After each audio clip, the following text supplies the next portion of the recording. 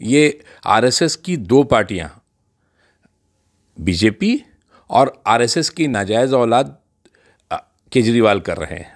Court ने कह दिया वहां सिर्फ 5 लोग नमाज पढ़ सकते हैं, वो भी मस्जिद के जो इंतजामिया है वो लोग। कहीं कोई ताला नहीं खुला है, कहीं कोई कोर्ट ऑर्डर नहीं है। केजरीवाल परस्त अमानतुल्लाह खान साहब हैं, उनको जो है ये जिम्मेदारी दी गई कि आप मुसलमानों के लिए जो जज्बाती मुद्दे हैं, मुसलमानों के जज्बाती मुद्दे, उनको भुनाएं।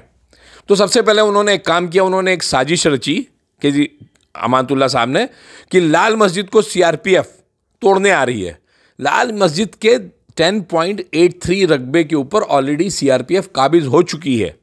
उन्होंने उतना बाकी हिस्सा जो है मस्जिद का हिस्सा, उसको फेंसिंग करके बड़ी बड़ी आयरन शील्ड लगा करके उसको अलग कर दिया। वहाँ पे कोई एसएचओ नहीं गया था, कोई कुछ नहीं गया था। उन्होंने झूठ बोला और वहाँ पहुँच करके इन्होंने अपनी पहले हवा बनाने की कोशिश की कि हमने सीआरपीएफ से मस्जिद को बचा लिया।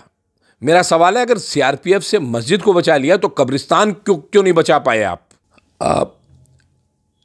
जब से ये मरकज़ का कांड हुआ है तब से अगर आज तक के सारे हालात पे अगर देखा जाए तो आपको ये प्योरली सियासत लगेगी, और ये सियासत कोई और नहीं कर रहा है, ये आरएसएस की दो पार्टियां, बीजेपी और आरएसएस की नाजायज़ औलाद केजरीवाल कर रहे हैं।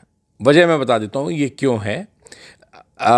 मुसलमान वोटों को एक हद तक किसी एक पाले में खींचने के लिए या फिर उन्हें बांटने के लिए, ये इन दोनों की मंशा यही है, और दोनों एक साथ मिल करके इसके ऊपर काम कर रहे हैं।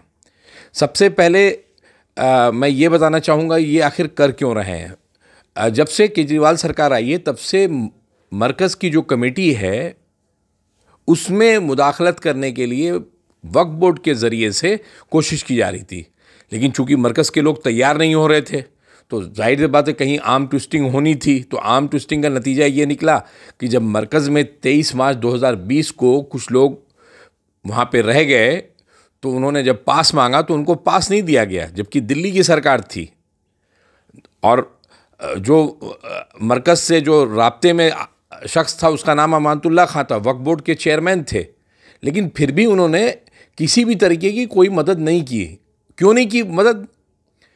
क्योंकि एक मैसेज देना था मरकज़ के लोगों को कि अगर आप हमारी बात नहीं मानेंगे तो हम आपकी किसी तरीके से कोई नहीं करेंगे, जबकि ये उनका बुनियादी हक था। मरकज़ के लोग फंसे हुए थे, उन्हें अपने घर जाना था। दुनिया के तमाम लोगों को उस वक्त लॉकडाउन पास मिल रहा था, लोग जा रहे थे, लेकिन मरकज़ को मना किया गया और ये इस चीज़ को इकट्ठा किया गया। और सब जब सारी इनकी तैयारियां पूरी हो गई कि किस तरीके से मरकज़ को कोरोना का केंद्र, कोरोना जिहाद का केंद्र और इस तरह के तमाम जो जुमले आरएसएस उछालती है उनको जब उनके लिए हर तरीके की प्लानिंग कर ली गई, तब उसके बाद वहाँ पे उन्होंने मरकज़ लिबरेशन ऑपरेशन चलाया, जहाँ वो पुलिस लेके पहुँचे, डीटीसी की बसें लेके पहुँचे और दिखाया कि किस तरीके से मरकज़ में लोग छिपे हुए थे।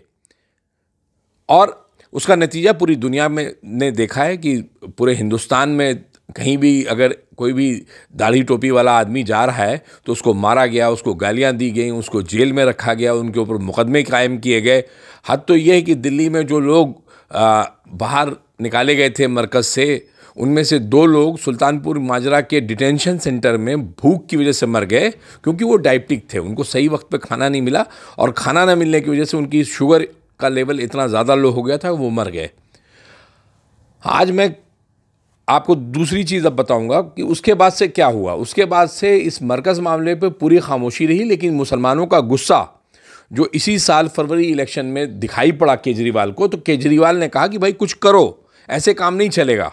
तो आप मरकज़ की अगर अमानतुल्लाह खान की कई स्पीच देखेंगे तो जो चौहान बंगर में वो जाके देते थे तो वहाँ पे ये कहते थे कि भाई मरकज़ पे कोई ताला नहीं लगा है, बल्कि जो सीलमपुर के विधायक हैं अब्दुल रहमान, उन्होंने तो हद कर दी थी। उन्होंने पोस्टर छपवा करके पूरे इलाके में लगवाया था, मरकज़ पे नहीं लगा है ताला, झूठों का मुँह काला। मतलब मरकज़ पे नहीं लगा है ताला, झूठों का मुँह काला। अब मरकज़ पे तो ताला लगा था और ये पूरे हर मुसलमान के मुँह पर का मुँह काला कर रहे थे। तो उसका नतीजा ये निकला, चौहान बंगर की आवाम ने इनको बेइंतहा बुरी तरह से हराया। उसके बाद अब चूंकि जाहिर बात है इतनी आसानी से हार मानने वालों में से केजरीवाल तो है नहीं। उन्होंने पूरी अपनी मीटिंग बुलाई, समीक्षा मीटिंग हुई। समीक्षा मीटिंग में ये तय हुआ कि भाई किसी भी तरीके से मुसलमानों के वोट को दोबारा आम आदमी पार्टी से जोड़ना है, वरना आम आदमी पार्टी कहीं की नहीं रहेगी। तो इस काम के लिए अलग अलग लोगों को अलग अलग जिम्मेदारी दी गई, जिसमें से हमारे जो सबसे होनहार, काबिल और केजरीवाल परस्त अमानतुल्लाह खान साहब हैं, उनको जो है ये जिम्मेदारी दी गई कि आप मुसलमानों के लिए जो जज्बाती मुद्दे हैं, मुसलमानों के जज्बाती मुद्दे, उनको भुनाएं। तो सबसे पहले उन्होंने एक काम किया, उन्होंने एक साजिश रची कि अमानतुल्लाह साहब ने, कि लाल मस्जिद को सीआरपीएफ तोड़ने आ रही है। लाल मस्जिद के 10.83 रकबे के ऊपर ऑलरेडी सीआरपीएफ काबिज हो चुकी है।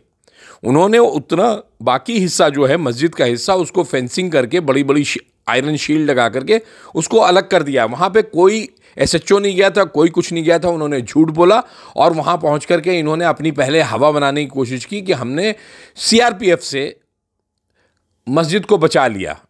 मेरा सवाल है, अगर सीआरपीएफ से मस्जिद को बचा लिया तो कब्रिस्तान क्यों नहीं बचा पाए आप? फिर उसके बाद दूसरे दिन उन्होंने क्या किया, उन्होंने एक स्वामी नित्यानंद के बारे में उन्होंने कहा कि हम जो इस मुल्क के कानून के ख़िलाफ़ बात कही, और बाद में वो उस अपनी बात से हट भी गए। लेकिन उससे एक काम हुआ ये कि जिस नित्यानंद को कोई नहीं जानता था, उसी नित्यानंद को उन्होंने एक हीरो बना दिया। और करना क्या था? करना ये था कि आपको अगर एफआईआर ही करानी थी तो आप एफआईआर कराते, आप अच्छे से अच्छा काबिल वकील इकट्ठा खड़ा करते, वकीलों की फौज खड़ी करते, और जिस तरीके से आप अपनी जमानतें कराते हैं उसी तरीके से उसको जेल में बंद कराते। लेकिन नहीं हुआ। अब उसके बाद चौहान बंगर इलेक्शन में इन्होंने फरवरी में कहा कि मैं जो है मरकज़ का ताला खुलवाने के लिए मैंने एक रिट पिटीशन लगाई है। रिट पिटीशन लगाई, वहाँ पे कोर्ट में गए। कोर्ट में जाने के बाद इन्होंने हरकतें शुरू की। सबसे पहली हरकत थी कि इन्होंने कहा कि जी हम मरकज़ में सीसीटीवी लगवाएंगे। भाई क्यों लगवाओगे सीसीटीवी? आप वक्फ बोर्ड के चेयरमैन हो, आप मरकज़ कमेटी में नहीं हो। मरकज़ कमेटी का ये डिसीजन होना चाहिए कि वो सीसीटीवी लगवाना चाहता है कि नहीं लगवाना चाहता है। और फिर किस मंदिर मस्जिद में, किस गुरुद्वारे में, किस गिरजाघर में आप बता दीजिए कि कहीं पर कोई सीसीटीवी प्रेमिसेस के अंदर लगा हो। बाहर लगा लीजिए आप, लेकिन उन्होंने अंदर लगवाया। पहली बात तो उन्होंने आनन फानन में अपनी तरफ से हाईकोर्ट को पेशकश की और पहुंच गए वहां पर।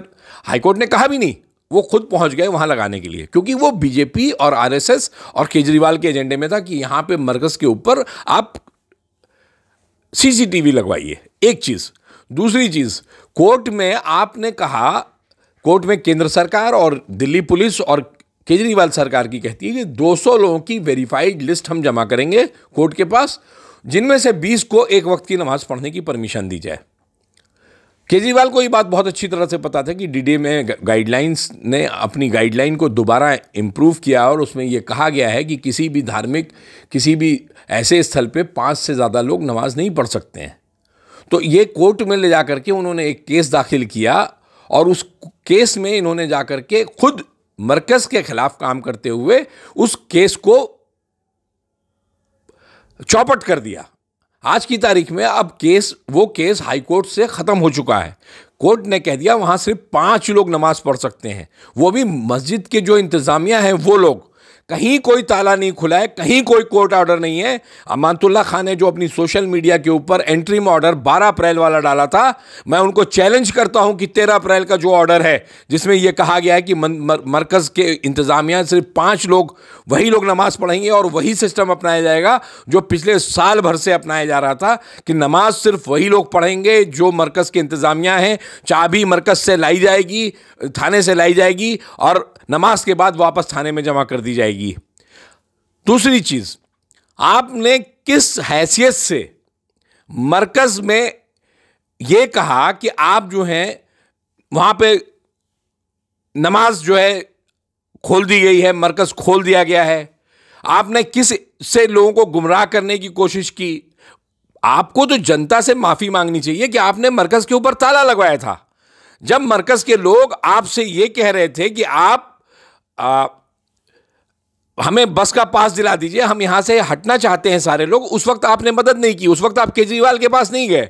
हो सकता है आप केजरीवाल के पास गए हो, लेकिन चूंकि केजरीवाल मरकज के इशू को बिगाड़ना चाहता था, मरकज को बंद करवाना चाहता था, मरकज पे ताला लगवाना चाहता था, मरकज के लोगों को अपने सामने झुकाना चाहता था, इसलिए शायद आपने उसकी बात मानी और आपने कोई मदद नहीं की। आज की तारीख में आप जहां चाहते हैं आपका एसडीएम आके खड़ा हो जाता है। क्यों नहीं एसडीएम को बुलाया उस दिन आपने? क्यों नहीं कहा कि तुम अभी इसी वक्त मरकज के लोगों को पास दो और मरकज के लोग यहां से फौरन जाए?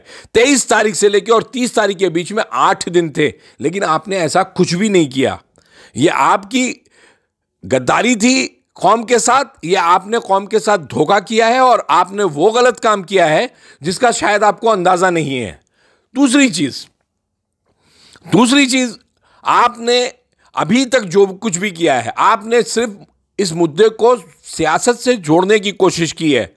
मैं आपके हाथ जोड़ता हूं कि अल्लाह के वास्ते आप हमारी किसी भी तंजीम के मामले में ना बोलें। आपने मरकज को सियासत का केंद्र बना दिया।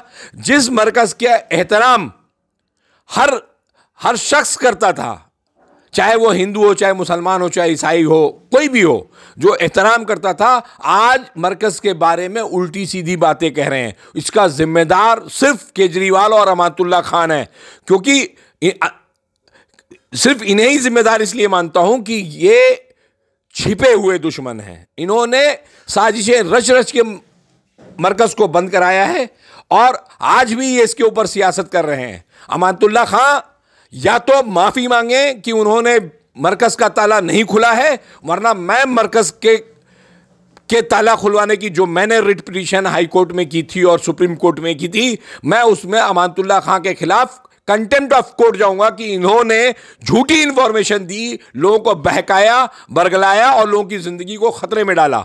अगर इस तरह की झूठी सियासत केजरीवाल की तरह करनी है, तुम्हें भी अपने बच्चों की कसम खा करके झूठी सियासत करनी है, तो अल्लाह के वास्ते बंद करो ये सब, वरना तुम्हारे ऊपर अल्लाह का जो अजाब आएगा तुम्हें शायद उसका इम्कान भी नहीं है।